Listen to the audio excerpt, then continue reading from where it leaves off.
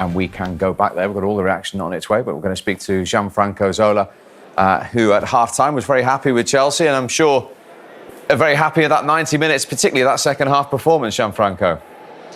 Well, to be honest, also the first one wasn't bad. Probably, obviously, we didn't see the quality of the goals that they came in the second half. I think that was the big difference, that Chelsea could produce such high quality in the last 20 meters, something that Tottenham couldn't, and it's been a big difference. And talking of high quality, it seems only right that your good self should talk us through Hakim Ziyech's strike. How good was this? How special?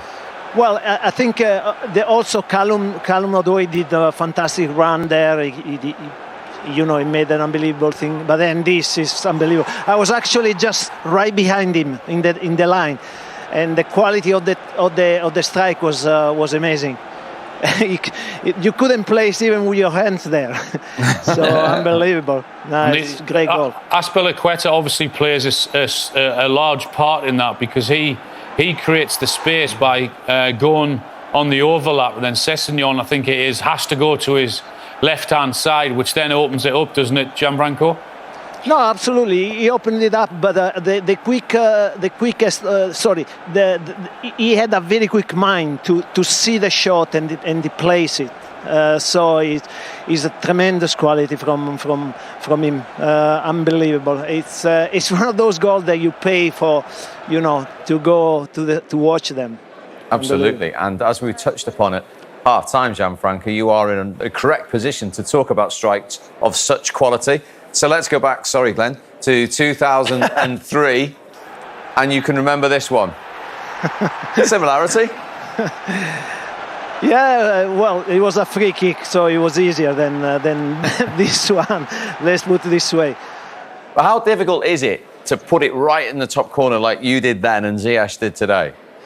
Well, I think it's about imagination. You have to visualize the shot, obviously, and then be brave to try it. And I think that was good for me, and it was the same for Ziyech.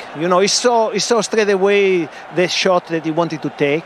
He's in his qualities, and he tries. Sometimes it counts, but when you have the qualities he's got, more likely it goes in.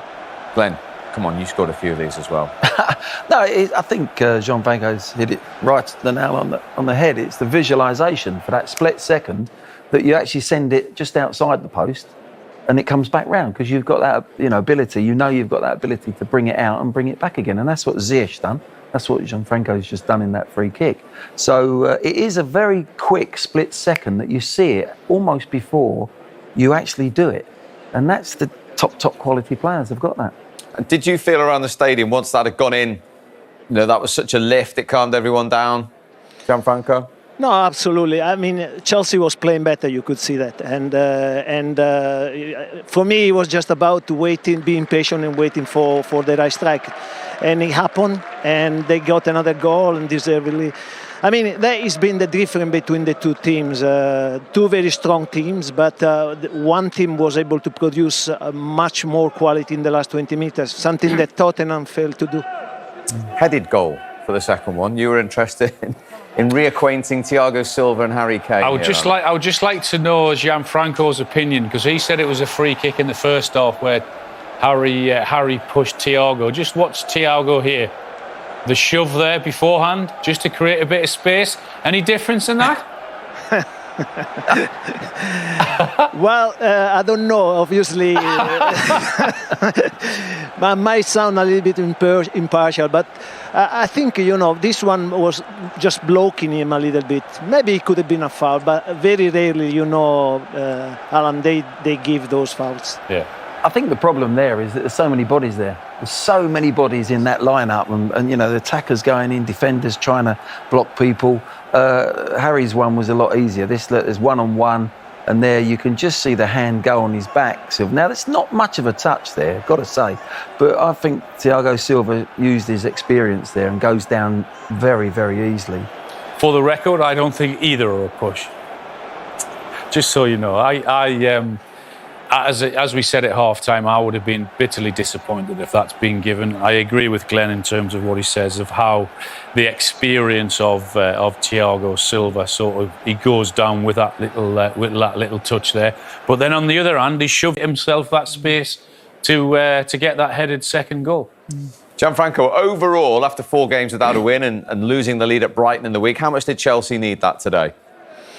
Well, they needed it very much, and you could see they were very focused on this game. They desperately wanted that game to win it. And they show everybody that they are not in such a trouble. I believe that Chelsea has slowed down because of the schedule. They played 11 matches in 30 days. So it's totally normal at this time of the year to slow down a little bit. But today they've shown a lot of strength and quality at the same time.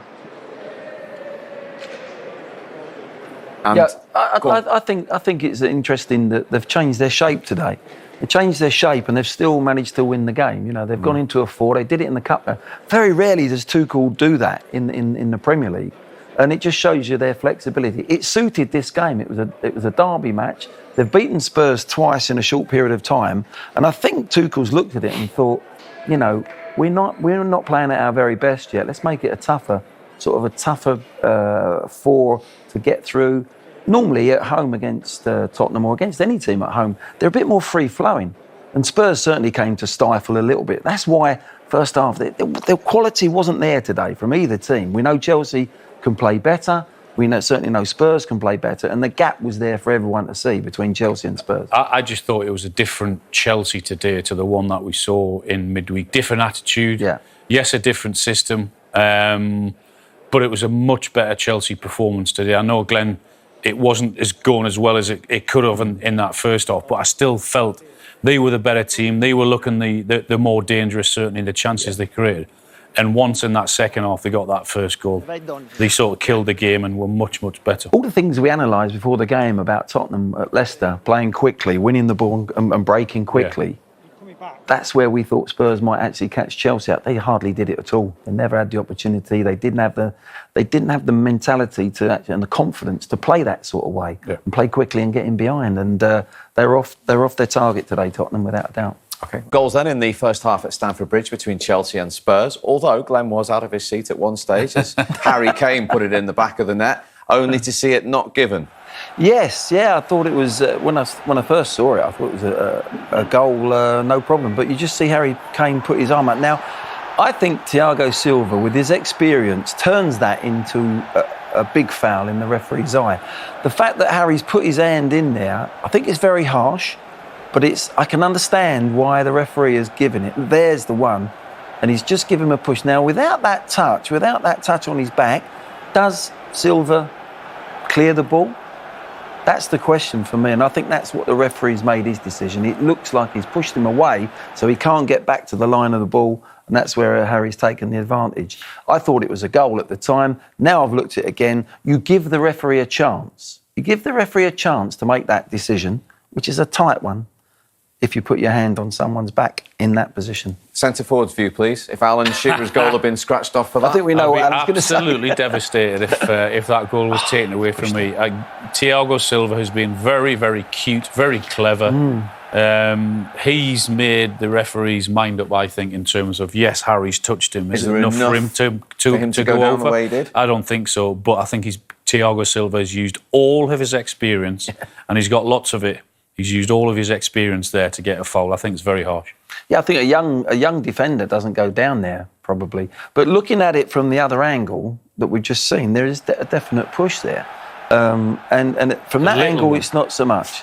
But there, you've got a touch on his back, and his experience, he feels that hand on his back there, and he goes down. Look, he starts going at the right time.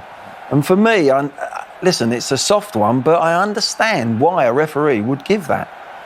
Because it looks we're looking at it slow motion. Yeah. When you're looking at that at normal motion, they're both going in there at pace. It looks like he's pushed him, and that's why I think the referees give it. Okay, and we must make the point as well that the referee obviously gave it on pitch as well initially. What about the centre forward at the other end, Romelu Lukaku? Got involved early on. It's been a frustrating 45 minutes for him. it's a decent opportunity. Finds himself in lots of space. Dyer, for whatever reason, decides to leave him, and he pulls out there with his right foot. Could do better. And it didn't get much better for him. That's a glorious opportunity. Not a bad run, very good ball in. He just miskicks it. Just can't sort his feet out quick enough, and it's cumbersome, bit clumsy of him. Poor technique, wasn't it? Really, he's sorting his feet out, but you can't give him that space. You know, for me, from a Spurs point of view, Dyer twice there has given him too much room. He's got to be touch tight. He shouldn't have that opportunity there. And if he gets another second half, and if it's on his left side particularly, that's in the back of the net. But it's just not happening for him still, is it, really? No, you can tell he's struggling with confidence, and every run's exactly the same, which we might look at the end of the game. I've said it before. I said it against the Brighton game. You've got to find an alternative way to try and get into behind, to try and draw the defender with him, to go short, then to spin the defender. If he goes short and the defender doesn't come with him, fine, then he can get the ball and take his touch and turn. But he's got to offer different options to give the defenders more problems, because everything at the minute is straightforward.